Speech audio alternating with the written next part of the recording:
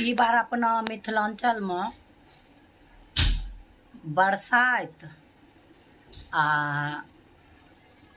सोमवारी अमावस्या एके दिन पड़ले हन। सुहागिन वाला दुनू व्रत एके दिन पड़ले। जेना कि हम सब पहले रहे रहिए, अभियो जब हमरा सबके शहर में पता नहीं रहे कब कौन व्रत पड़ले, लेकिन ये सब मेन व्रत छिए। तो मेन व्रत छिए तो माँ आ भौजाई से हम सब फोन के पूछलौं कौन कहिया छिए।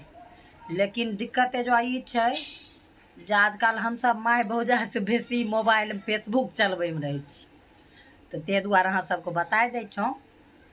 जिनका नहीं जानकारी होते, बहन भाभी चाची सबको नहीं होते, तो सोमवती अमावस्या और बरसाइत एके दिन छिए। हमर भाषा हिंदी इंग्लिश में ठेठी सब मिक्सो हो सके कोनो कोनो वीडियो, क्या कि जो दुनू भाषा बोले पड़े छै ते दुआरे।